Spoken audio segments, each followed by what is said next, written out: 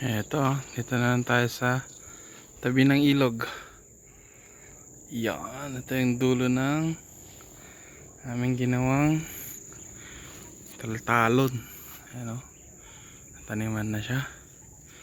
At ito guys, ang aking tanim na mais. First time ko magtanim ng mais. May mga, papansin nyo, may mga nakain na rin ng mga insekto. Iyan o. Nagtry ako ng ayan o, isa, hindi pa pala pwede, pero mukhang na naman siya buo, may mga bagas na po. Ibig sabihin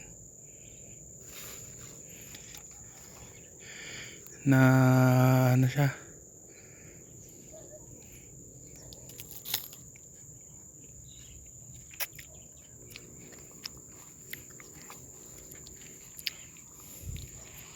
nakalimutan ko yung tawag, pollinate.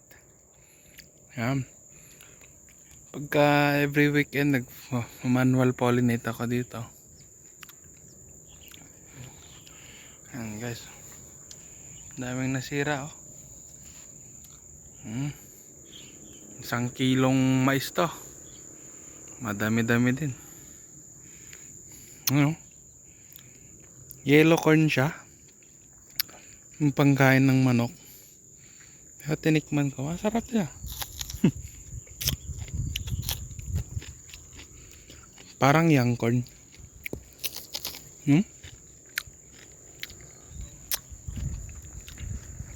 Kakaikot ko lang kanina, hindi lahat lumaki ng maganda, pero yan o, yun o, kahit pa paano proud ako dyan o.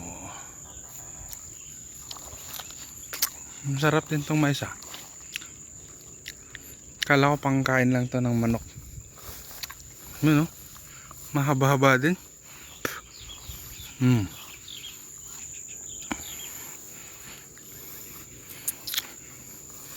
1 kilo to guys. In-order ko sa Shopee. Medyo tinamad na ako dito, dami ng seeds. Yan, hiwa-hiwalay na. Yan. Di lahat pantay-pantay ang laki. Ayan o, meron pa dun.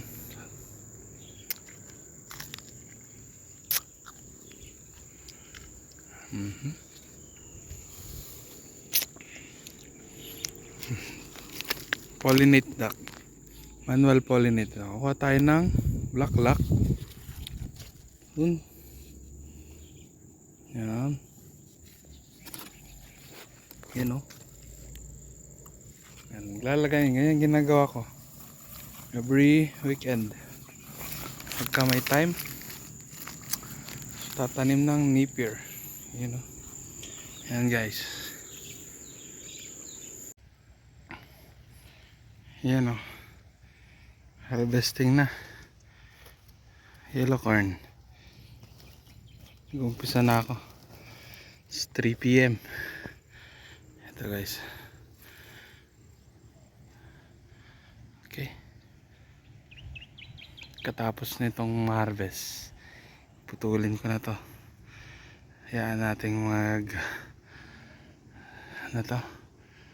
matuyo dito sa lupa. After a while, subukan natin mag-mais ulit. Mukhang okay naman. 1 kilong mais to. Yan, hanggang dun sa dulo.